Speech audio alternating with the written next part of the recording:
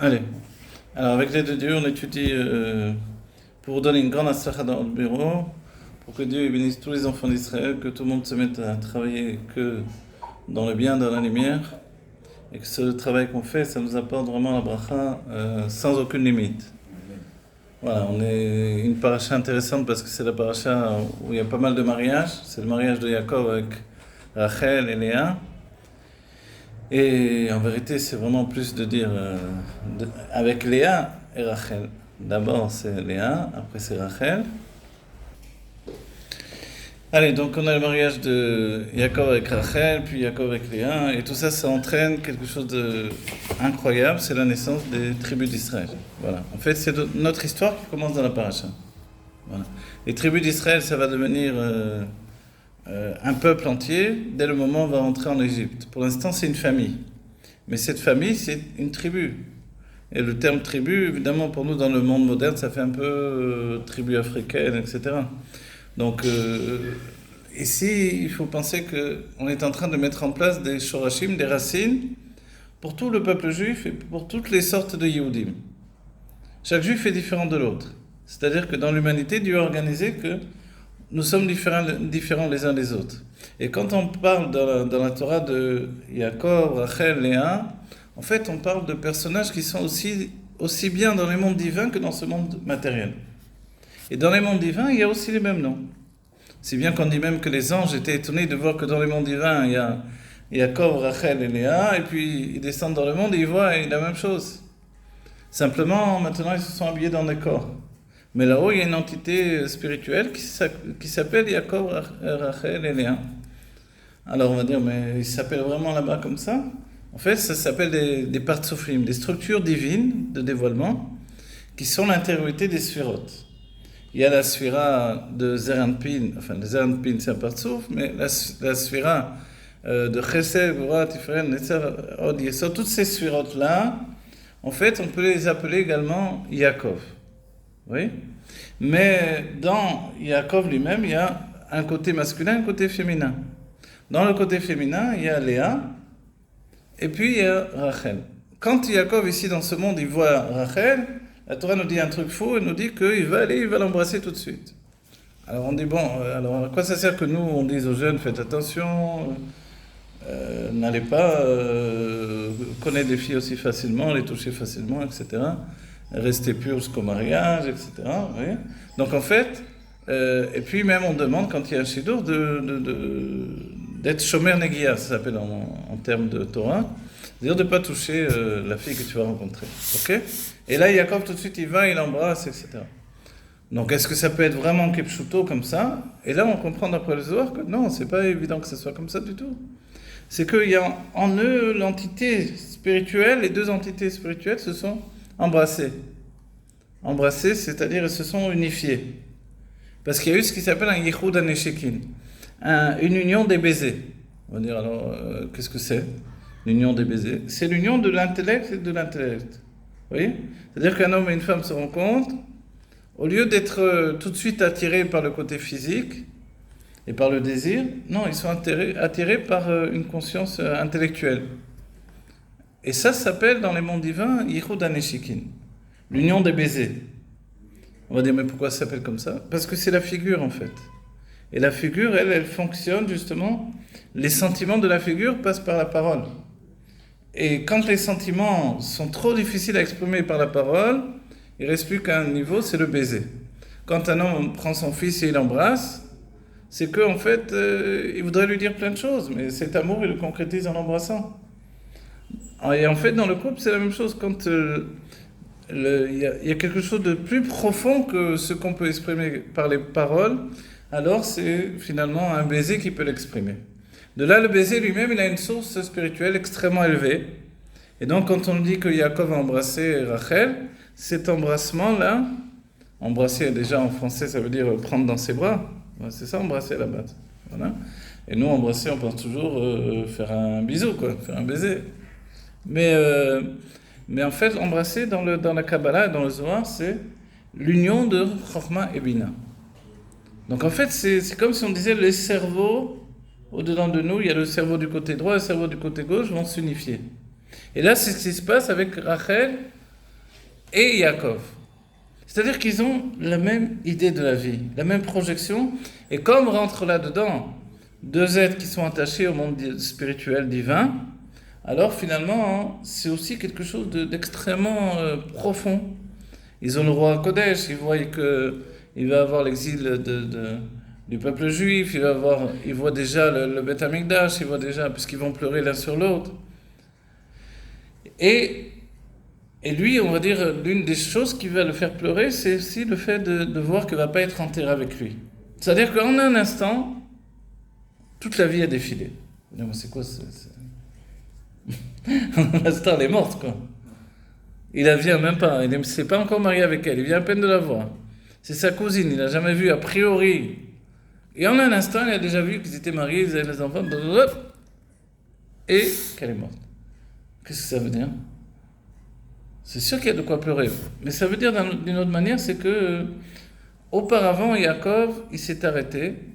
Donc c'est notre parasha, Vaïtse Yaakov mi Beersheva. Mon ami Rez me disait, tu sais où on apprend que les Juifs, le fait de porter la kippa, c'est dans la Torah? J'ai dit non, j'ai jamais vu dans la Torah qu'il y a écrit de porter la kippa en tout cas. Il me dit, ben oui. Il me dit, c'est dans le parasha de Vaïtse. J'ai dit, qu'est-ce qu'il y a dans Vaïtse qui dit qu'on porte la kippa? Ben, il est écrit, Vaïtse Yaakov mi Beersheva. Yaakov, il est sorti de Beersheva. J'ai dit, alors? Il me dit, ben, tu crois pas quand même que Yaakov va sortir de Beersheva sans kippa? C'est une réponse juive, ça, oui.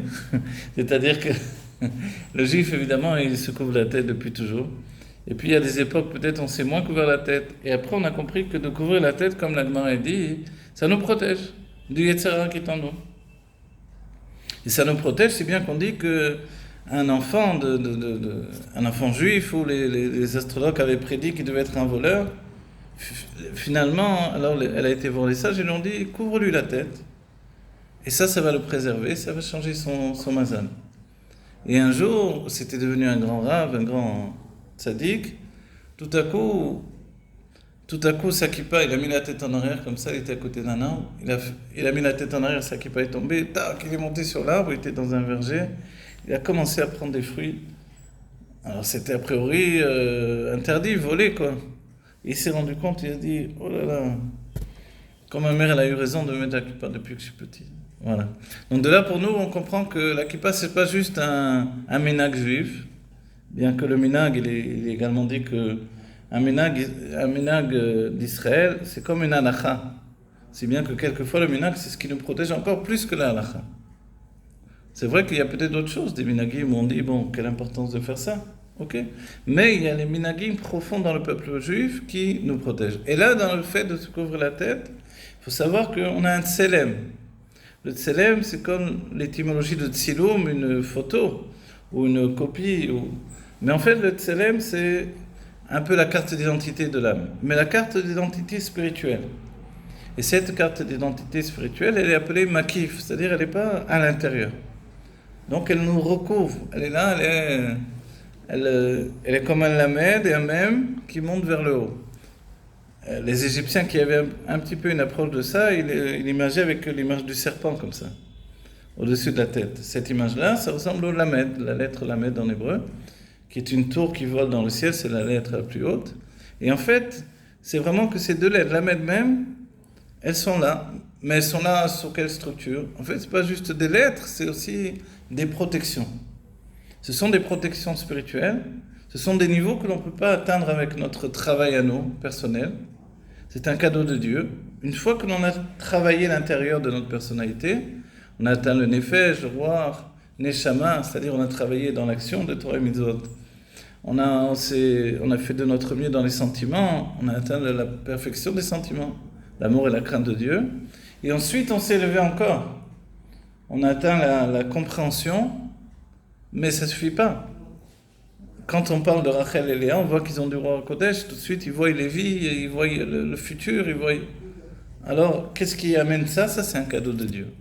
Ce cadeau, c'est lié au Tselem. C'est les deux niveaux de l'âme qui sont Chaya et Yechida. Chaya et Yechida, Chaya, ça commence dans l'intellect et puis ça déborde, comme un verre qui déborde des deux oreilles. Et puis Yechida, ça veut dire Yechido Shel Olam, l'unicité de Dieu. Et chaque juif, il est attaché à l'unicité de Dieu. On a tous une yechida dévoilée en nous. Et la yechida, ça veut dire yachid, unique. Donc on est tous uniques. Oui, c'est extraordinaire. Combien d'uniques vous avez dans le peuple juif? Non, on est tous uniques. C'est pour ça qu'on dit que si on a 9 tzadikim et qu'il vient un juif simple, qui ne sait pas compter, il ne sait pas lire, il plante juste des pommes de terre, on a besoin de lui pour faire le minyan. Parce qu'il est unique en fait. Il porte en lui l'unicité de Dieu. Et c'est pour ça que même un juif seul qui étudie, il y a toujours la Shrina qui est là avec lui. Donc en fait, pour nous, c'est comprendre ça, c'est comprendre qu'on ne vit pas simplement avec l'aspect matériel de notre vie, mais avec l'aspect spirituel. Comprenez? Chaim Levacha. Ok, voilà. Tout ça, on a commencé parce que c'est très important de savoir tout ça par rapport à la paracha, de savoir également que quand on a vu précédemment, on a vu Yitzhak Avinu qui était trop vieux, qui ne savait plus, etc. Il ne voyait plus, et Esav arrive à l'entourlouper, le tromper, etc. On se dit, bon, quand on voit les choses comme ça, on voit que Yaakov, il a volé une bénédiction qui ne lui revenait pas. Mais est-ce que c'est vraiment comme ça? C'est ça, c'est un tzaddik. Un tzaddik qui est là, qui est diminué, qui ne sait pas ce qui se passe, et qui s'est laissé berner par son fils, qui fait croire que c'est un tzaddik, qu'il est très bien, etc. Mais en fait, c'est un voleur, violeur, tueur, etc. C'est possible? Alors, ça veut dire que les tzaddikim ne voient rien du tout. Or, là, on vient de dire le contraire. Yaakov, Rachel, ils ne se connaissent même pas, ils ont déjà tout vu l'un de l'autre. Ils voient tout. Voilà, donc alors, Yitzhak, quoi, il ne voit rien de son fils? En fait, bien sûr que oui. Donc, dès le moment où on regarde les tzadikim comme des tzadikim, toute la Torah change. Et ça, on le retrouve déjà dans le Orach Chaim HaKadosh, on le voit déjà dans le Zohar, dans la Kabbalah, c'est-à-dire que tu ne peux pas regarder la Torah juste avec les yeux d'un homme qui voit les autres hommes comme lui. C'est-à-dire que comme nous, on est a priori très enfermés dans notre conscience de la vie, on croit que même les tzadikim sont enfermés comme ça. Oui, mais alors toute la Torah, elle est un peu tirée par les cheveux. Mais dès qu'on voit les choses différemment, on comprend que non. Yitzhak, il savait très bien qu'il était Esav, et il voulait le bénir pour dévoiler le potentiel qu'il y avait dans Esav. Toutes ces forces cachées de l'âme, qui faisaient qu'il était plus élevé que Yaakov dans la source, et qu'en fait, il voulait vraiment lui donner la force de l'emporter, de devenir un Baal Tshuva. Esav, il aurait pu être Mashiach de son époque, en fait. Mais il n'a pas travaillé sur lui, il n'a pas remis en question. La tête était bonne, puisqu'elle va rentrer dans le... Après, elle va rentrer dans le Kever avec Yitzhak, mais le corps, il était mauvais chez lui. Alors, ce corps qui est mauvais, pour nous, dans nos générations, ça nous dit quelque chose. C'est-à-dire que nous aussi, on est entraîné par notre corps. Nous aussi, on est fatigué, on en a ras-le-bol, on est ici et là. Le corps, il génère ça chez nous. On a tout le temps faim, on est tout le temps fatigué, on a tout le temps ras-le-bol. C'est normal d'être comme ça. C'est ton corps qui fait ça. Mais le corps, il a une force extraordinaire. Mais c'est une force inerte. Donc, en fait, il nous tire vers le bas tout le temps. Et l'âme, elle essaie de nous tirer vers le haut. Mais l'âme, elle n'est pas assez forte pour le corps. Le corps est beaucoup plus puissant. Et ça, c'est incroyable. Mais la Chassidoute a dévoilé que vraiment tout est inversé. C'est un monde olam hafour réalité. J'ai vu un monde qui est complètement le contraire de ce qu'on croyait. Donc en fait, comment on va l'emporter contre ce corps? Pour ça, il faut un passage où Yaakov va se marier avec Rachel. Aujourd'hui, c'est aussi un jour, il faut faire les chaim, on va faire le café. Chaim Levacha. Parce que c'est un jour de Hitvaadut. Voilà, aujourd'hui c'est un jour de Hitvaadut, c'est le Yom HaGeula de l'Admor Emsaï. Yom HaGeula de l'Admor Emsaï, c'est pas rien. C'est l'Admor Emsaï, c'est vraiment, on dit Rechovot Ana. C'est-à-dire que la Chassidoute, avec lui, elle a pris une dimension incroyable de diffusion. Les anciens, souvent je rappelle ce truc-là parce que c'est important, les vieux chassidim, quand l'Admor Hazaken est parti de ce monde, à nos yeux en tout cas, ils ont dit à l'Admor Emsaï qui a pris la suite, ils ont dit alors, après l'Admor Hazaken, qu'est-ce que tu vas pouvoir renouveler? Il leur a dit, je vais vous donner tellement de chassidout qu'elle va vous sortir par le nez. On va dire, c'est vraiment, tu penses ça? Et c'était vrai. C'est-à-dire des mamarim fous, des heures et des heures de mamarim. Certains disent vraiment 18 heures de Maamarim quelquefois. Et quand on a les Maamarim de l'Admour Msaïr, on se rend compte que... Tu dis, mais attends, il termine quand ce Maamar? Tu tournes les pages sur un Maamar, tu vois que c'est un livre en entier, quoi. Tu te dis, oh là, mais ils ont entendu tout ça, ils ont tenu le coup, quoi. On dit à son époque, tout le monde savait la Chassidoute à fond. Tout le monde connaissait la Kabbalah jusqu'au bout, quoi. Yichouda Ila, Yichouda Tata, c'était leur discussion dans les Doyot.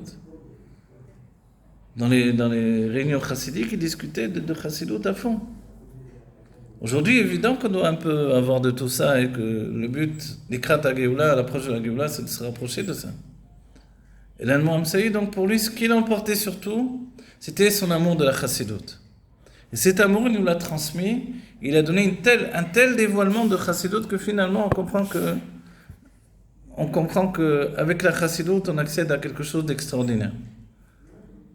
La vie du juif, c'est une vie spirituelle. Il a vie au sein de la réalité du monde, mais cette réalité du monde, en fait, c'est un monde qui est une rencontre avec Dieu. Et ça, c'est important. Surtout aujourd'hui, où on vit des jours où il y a la guerre, et on se rend compte que tout peut changer d'un moment à l'autre. Tout peut exploser d'un certain niveau.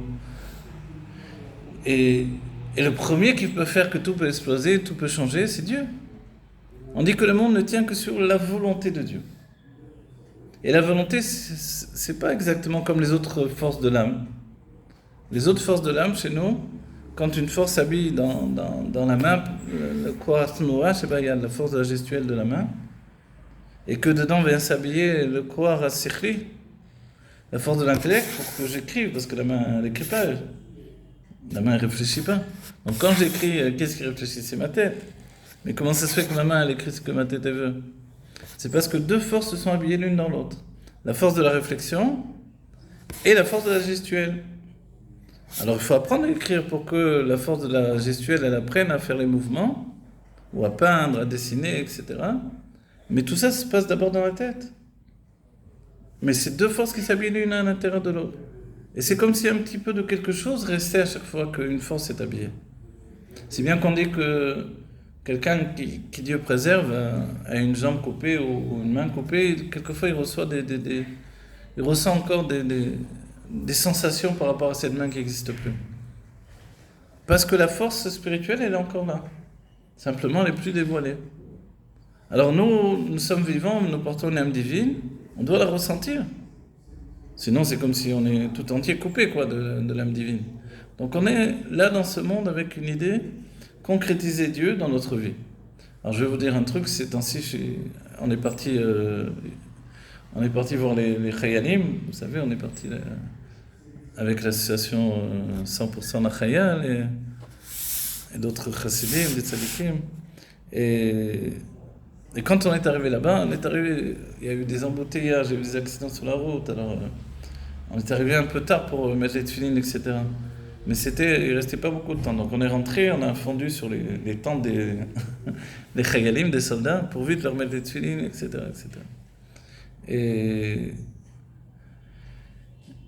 ce que je me suis rendu compte, c'était avant le fait qu'on fasse la fête et qu'on les réjouisse en faisant évidemment à la Haïch, avec le restaurant Yakev, ils ont fait à la Haïch, donc ils ont fait des grillades de viande, etc. On a mis de la musique, donc on a dansé, etc. Donc c'était très saméen. Mais avant ça, on est arrivé au moment où on les a surpris dans leur quotidien, quoi. Et c'était à quelques kilomètres, à 2-3 kilomètres de Gaza. Vous voyez la fumée qui sortait de Gaza, etc. Et là-bas, ils étaient dans les temps qu'ils tiraient. À chaque fois qu'ils tiraient, c'est la déflagration dans l'endroit. D'abord, c'était très fort. Et ça nous poussait carrément dans le dos, comme si c'était quelqu'un qui nous poussait. Tellement ça claquait dans l'air, comme ça. Bon, et quand on les a attrapés pour les tefilines, il y en a qui ont voulu, il y en a qui ne voulaient pas.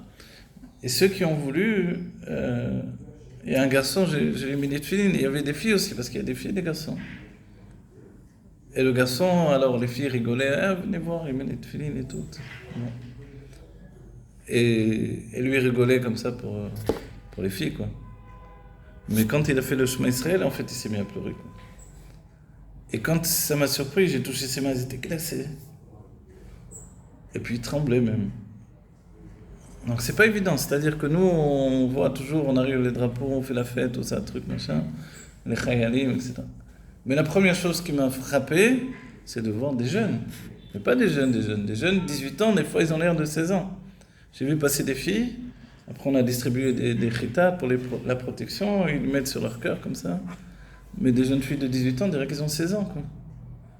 Donc, et on parle toujours de ça, à l'armée, dans les informations, on dirait, on parle de je sais pas qui.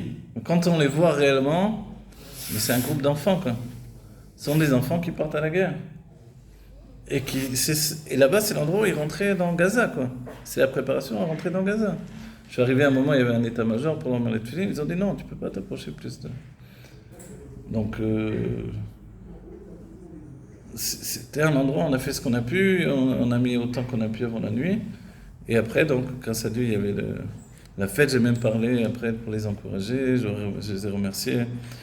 On ne peut pas même parler de Torah de manière habituelle, faire des longs discours. Non, on a envie de leur dire merci déjà, les encourager, et de leur souhaiter que des brachot, des bénédictions. Et on est touché profondément quoi, de voir ça. C'est-à-dire, on ne se rappelle jamais assez que c'est des enfants. Et du matin au soir, on entend des informations. Tzal, et tzal, et tzal, et tzal. Tzal attaque ici, Tzal attaque, inhumain, nanana, cruel. On n'entend que des trucs comme ça. Mais quand on les voit, on se rend compte que ça n'a rien à voir. De quoi vous parlez? C'est pas une réalité. La réalité, c'est qu'il y a des enfants qui sont effrayés, qui rassemblent tout leur courage pour aller au-delà de leurs forces, pour défendre les Juifs, leur pays, et venger également tous ceux qui sont partis. Et aujourd'hui également ramener les otages. Voilà, tout ça, on va dire, mais attends, tu réunis tout ça. Alors voilà, tout ça, tout ce qu'on a dit, évidemment, tout ça, ça se rejoint, ça se retrouve dans notre paracha. Parce que dans notre paracha, il y a la naissance du peuple juif. Forcément, il y a la naissance de tout ça, de tout ce que l'on est, tout ce qu'on va devenir. Et tous les combats même du peuple juif. Et c'est pour ça que Yaakov, en fait, par la suite, il va combattre lui-même quand il revient en Eretz Israël, après l'épisode de Shrem, où tous les peuples vont se lever contre lui. Il va avoir un combat terrible, lui et ses enfants, contre les peuples d'Eretz Israël, de la terre d'Israël. Mais en attendant, Yaakov rencontre Rachel, donc il veut se marier avec elle. Il y a les entités divines qui sont là, qui se projettent. Yaakov, déjà, quand il est sorti de Beersheba, il s'est tout de suite endormi. Non, en fait, non. D'abord, il est parti étudier. Voilà pourquoi il est parti étudier.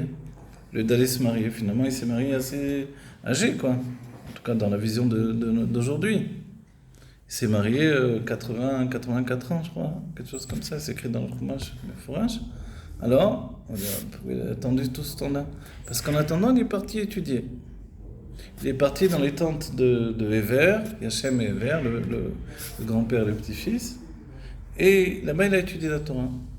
Et on dit que toutes ces années, jusqu'à 14 ans où il a étudié la Torah, il n'a pratiquement pas dormi. Et quand il est sorti sur la route pour aller rencontrer le monde, alors il a eu très envie de dormir.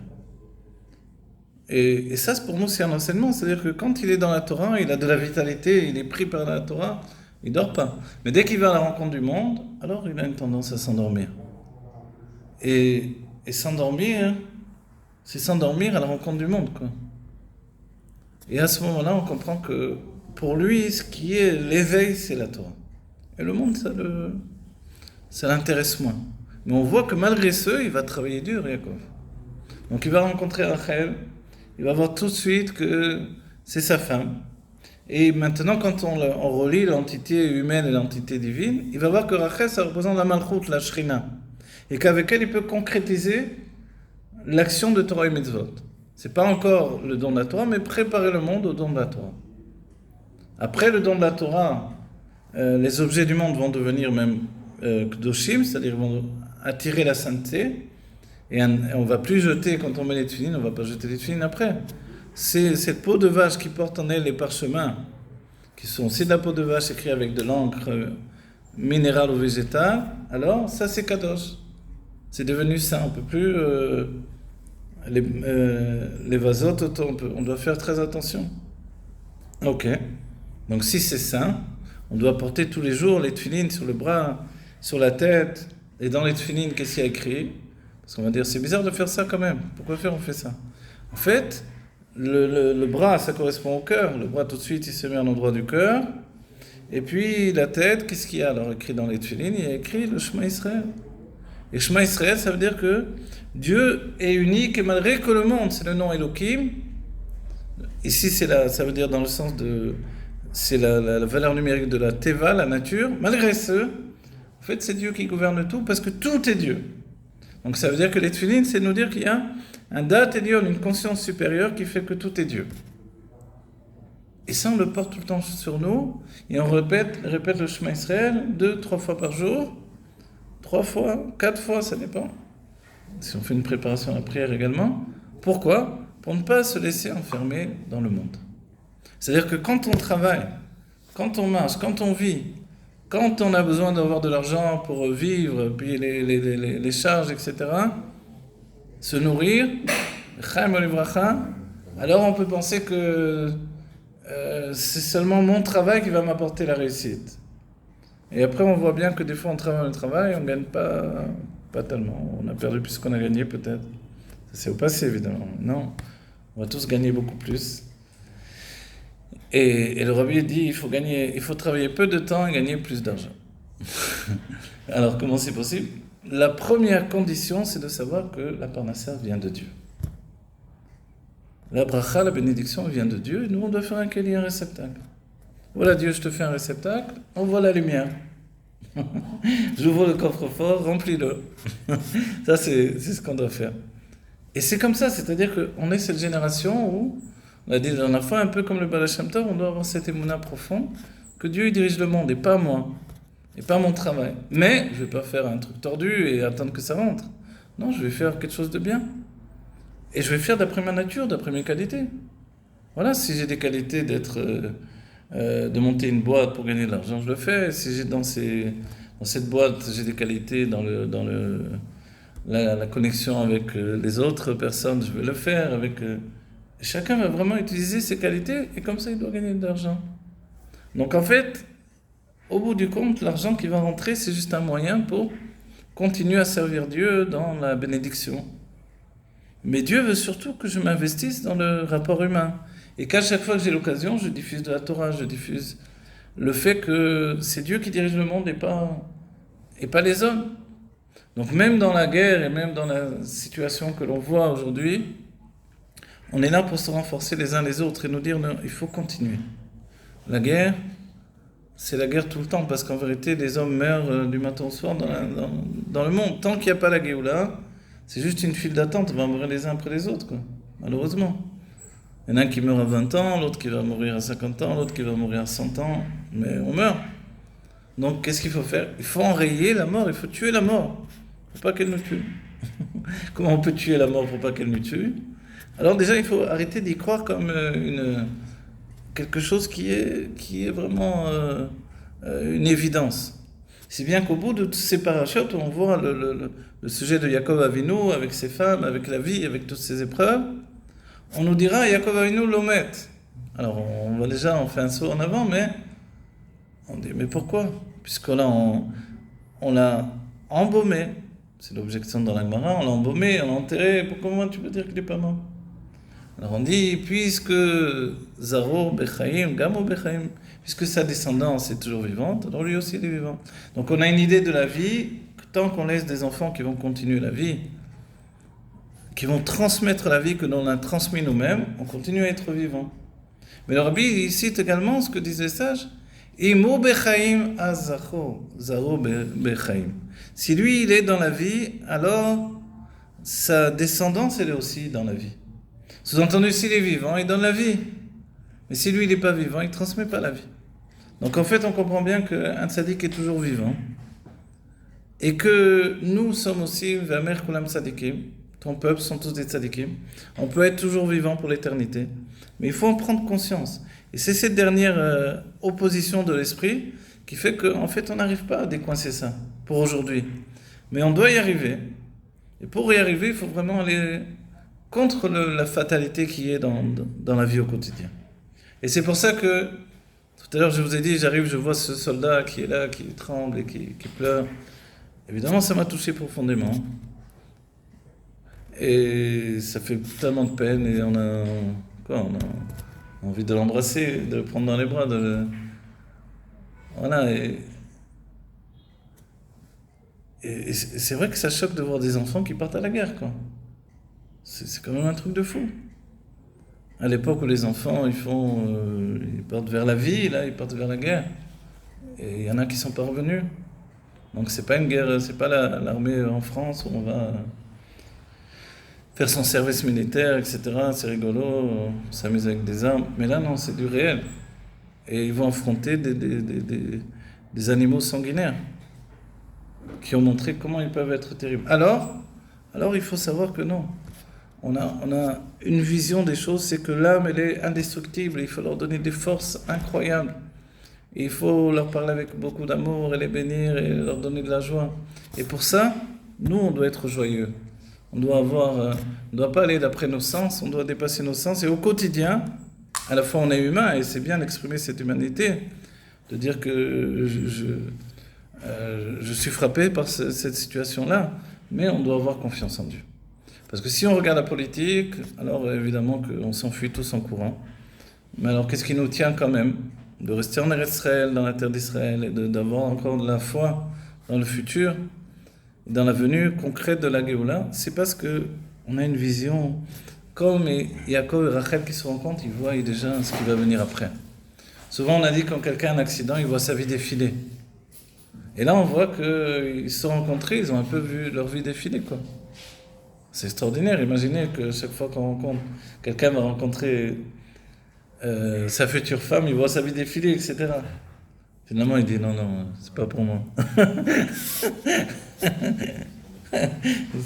Mais Yaakov, il a été courageux.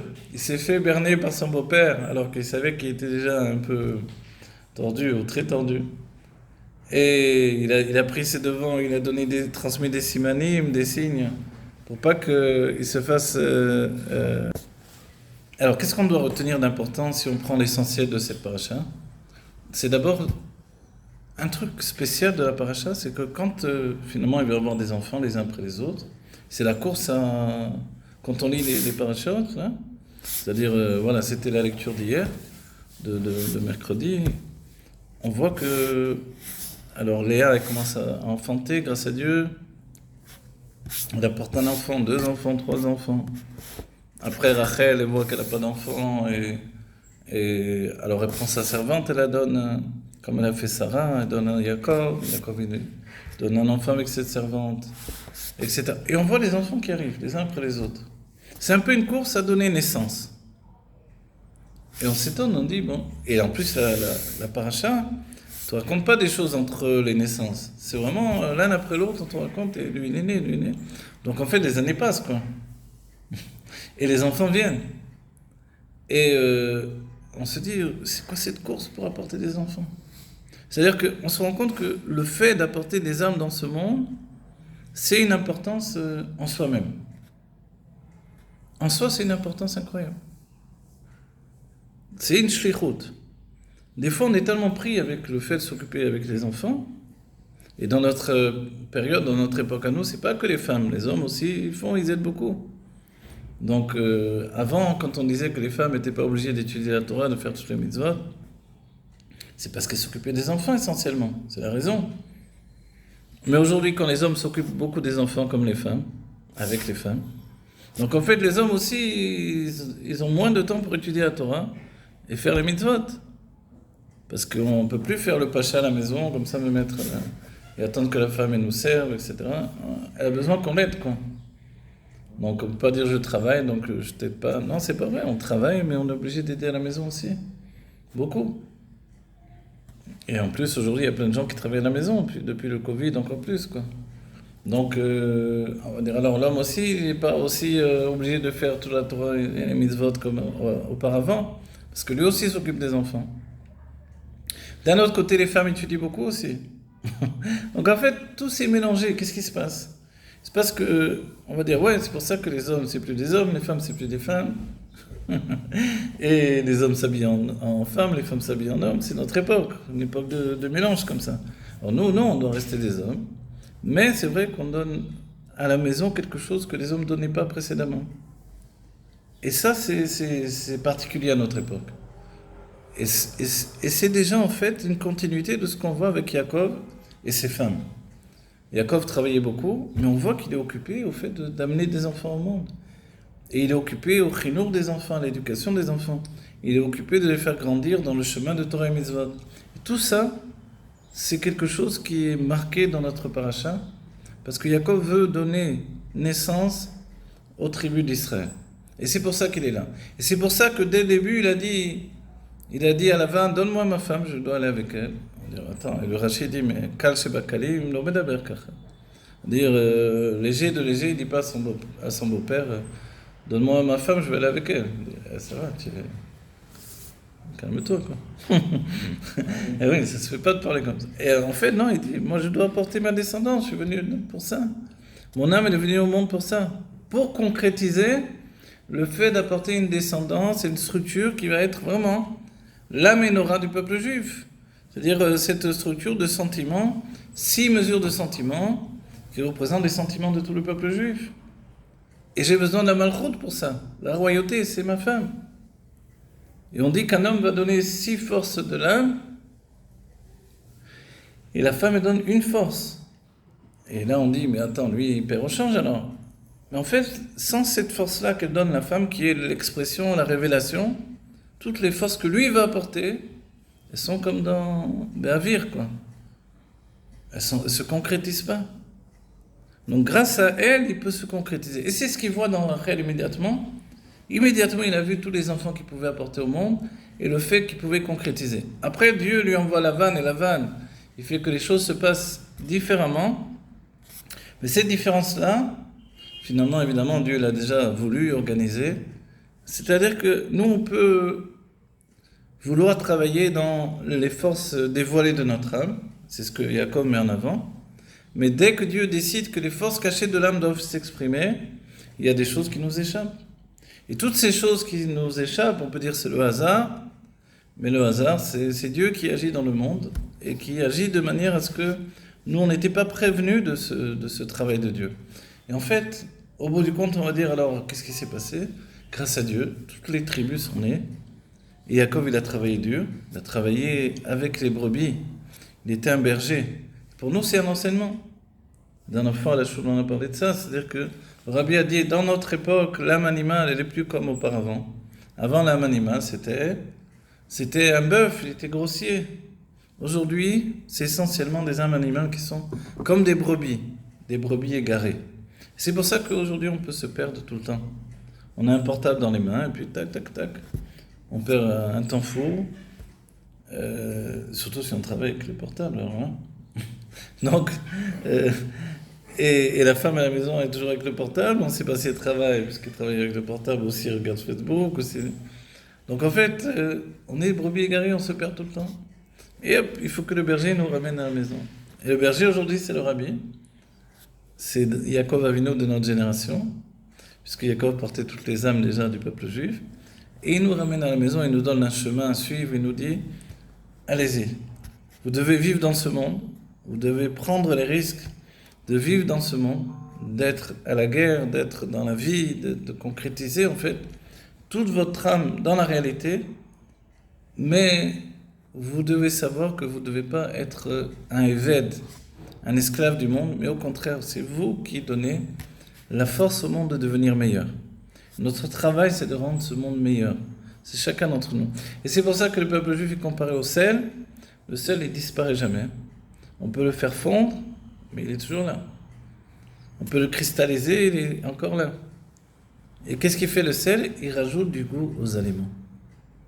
Donc le juif, dès qu'il arrive dans un endroit, il ne vient pas s'imposer, tout renverser, faire la révolution comme le monde d'Ishmaël. Non. Le peuple juif, il grandit au contraire le goût. Il va en France, il grandit la qualité des Français. Il va en Allemagne, il a grandi la qualité des Allemands. Il va ici et là.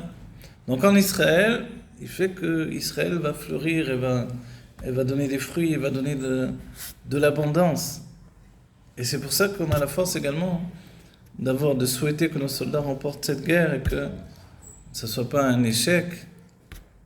Même si on a détruit une grosse partie de Gaza, on s'en fiche, nous, de détruire, pas détruire.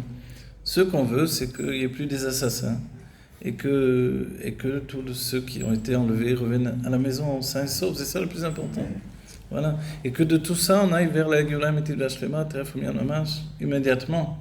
Tout ça, ça n'a pas été juste comme ça pour faire passer le temps. Que tout cet enjeu, tous ces gens qui sont partis, qui sont morts, et qui représentent l'âme divine qui s'est fait tuer par le monde matériel, en fait, bien sûr qu'ils se sont élevés avec Dieu dans les niveaux les plus élevés. Mais malgré tout ça, on veut que tout ça, ça nous entraîne vers la Géoula Amétit Vashlema. Voilà. Avec le Rabbi Melech Mashiach et tous les tzadikim, immédiatement. Voilà. Dieu vous bénisse, il protège tous les enfants d'Israël, les soldats, et que tous ceux qui ont été enlevés reviennent à la maison immédiatement. Chaya Melech Mashiach. On évite la Géoula, Teref U'Miyan Mamash. Amen.